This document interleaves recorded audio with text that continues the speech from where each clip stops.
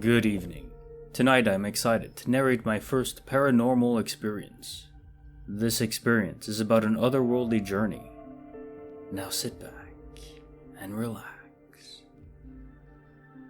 Author name: Evangeline, 23. Story title: I died once.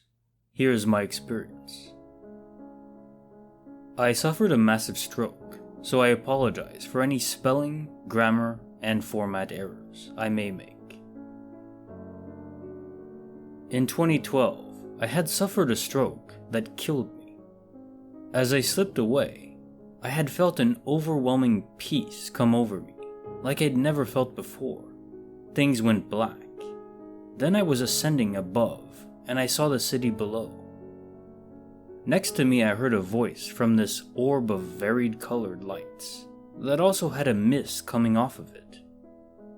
It was a woman's voice, and she was telling me how excited she was to finally be with her family and see her mom and dad again. I started to feel unsure and told her I wasn't supposed to be here. Suddenly I was standing in an otherworldly place that was gorgeous. All the structures and buildings were made of what looked similar to marble, but it had an iridescent color between the marbling. The buildings were decorated with colorful stones, with gold embezzlements lining the buildings and glass fencing. I walked along the path with my arms crossed and holding to my body. I felt lost, and everyone around me was chattering happily with each other in these otherworldly clothes of satin-like linens. Some people held hands and were close and joyful with each other. This place was absolutely beautiful. I came upon an old man who was sitting near a tree, and what seemed to be teaching a class with people surrounding him. Some were sitting and others were standing. He called me over to join him.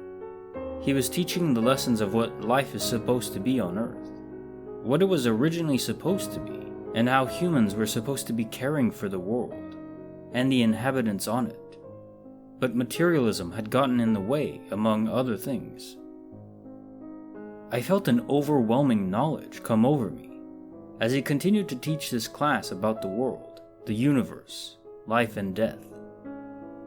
Everyone began to surround me, and the old man put his hand on my shoulder and he said, "It's not your time yet. You will know when it is." The people from the class all came in and held me in a circle, and I was suddenly back. I opened my eyes and I breathed in. I was alive and back in my earthly body. This is how I came to believe in God, and also reincarnation. I don't claim a religion because my beliefs are now a mix of things. Unfortunately, slowly that knowledge that was instilled into me slowly slipped away over the years. But I feel it in the back of my mind. To me, religion became several fingers pointing to the same being. I don't need a religion to dictate my relationship with God. If you're all wondering, I'm 27 now and suffer residual effects that have disabled me, but I keep going. My body may not work properly, but my brain still does, and I focus on expanding my knowledge in various areas. Personal thoughts. What a bewildering experience that would be. I know a lot of people do claim to have near-death experiences, or even death experiences, where they're technically pronounced dead, and they have vivid and unbelievable experiences, either in heaven, sometimes even in hell, or even just mystical experiences, harder to describe. But perhaps in neither kind of zone. It's not heaven, it's not hell. It's more an in-between place. One time I read a story about someone who was trapped as a ghost and he couldn't do anything. I think that would be a personal hell of sorts.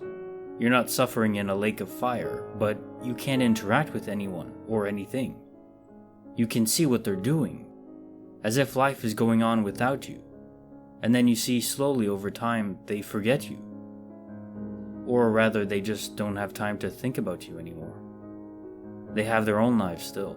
Either way, this story in particular is fascinating to me, mainly because of the sentiment of feeling at peace when you're in this area, call it heaven or whatever you may. I think that's what everyone is seeking, a sort of peace. Hopefully we can achieve it, even on this earth.